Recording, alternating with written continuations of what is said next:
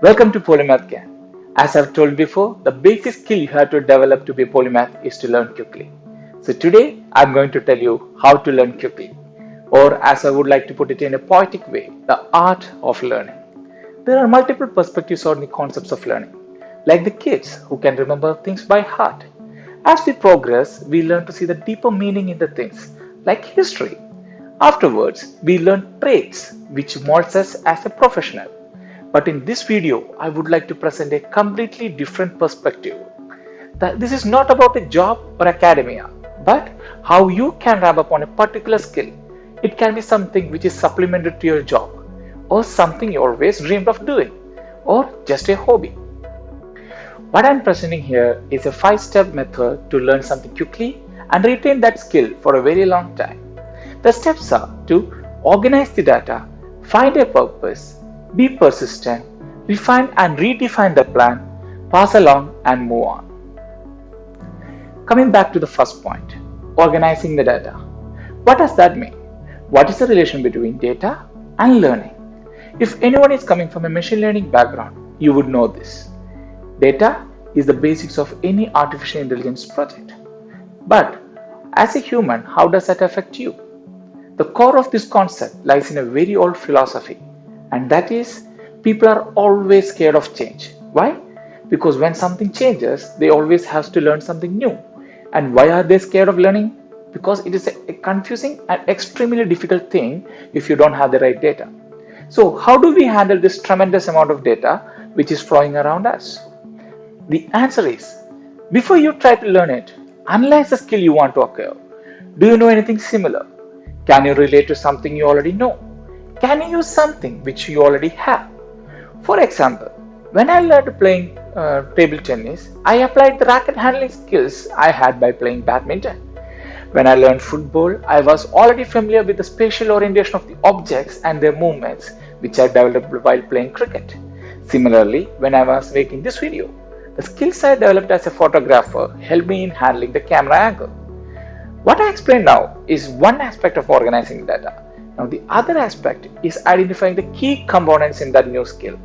Like in writing, proficiency in the grammar and vocabulary of the language is very important. Once you have figured out what you need and what you already have, the confusion is over. It will clear the stigma around the concept of learning. This clarity will help you to overcome the fear of learning. Once you got that step clear, the next one is to find a purpose. Why it is important? Because the most common issue we find in learning is, irrespective of how much we are passionate about, we lose interest after some time. If you don't have a purpose, as in my case, to learn a musical instrument, inside, I know I will never reach a state of excellency to play in front of an audience. This stops me from learning it. Doesn't matter how much I like to do it, because without a purpose and a deadline to achieve it, we will always reduce the priority of that, and the most famous procrastination statement is proclaimed: I shall do it tomorrow.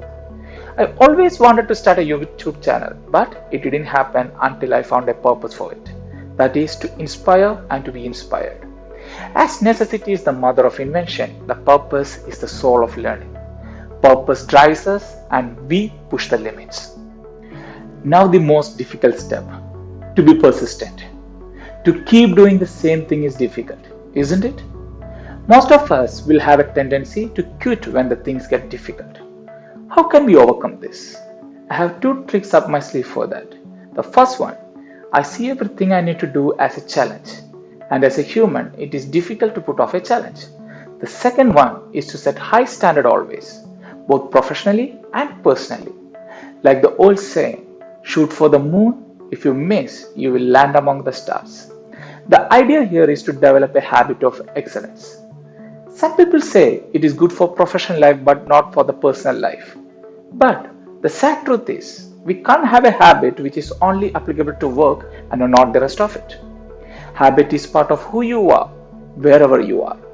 Therefore, it is very important to set high standards and determination to achieve them, both personally and professionally. It is difficult, not impossible. We are presented with challenges, not hurdles. Refine and redefine the plan. Sounds strange, doesn't it? exactly opposite to the usual strategy of stick to the plan. I'm a person who likes to improvise on the situation at hand. That's the reason I was always able to make the most out of my life at every point. Sticking to the plan is always a safe bet. It usually makes sure we achieve what we set out to. But to go above and beyond, we have to make sure our plan is refined to cut off the unnecessary things we reserve the resources for and to define new strategies to make use of the new opportunities presented at the moment. Fixed is always easy to achieve and rewarding, but agility brings out the excellency in people. Now, the time for the final step. Pass along and move on. Or, in other words, teach others and find something new for yourself. This is important because when we try to part our knowledge to others about a skill, we break it down into smaller parts and creates a memory map which will help you to retain that information for a very long time. At the same time, it is very important to learn new things. Why? Because the more things you learn, the faster you learn each time. Thus, the learning becomes exponential. As the Merriam-Webster defines, you become a person of encyclopedic learning, or in other words, a polymath. Hope this video helps you to learn new skills and improve your learning skills. Thanks for watching. Please subscribe and support us. See you soon.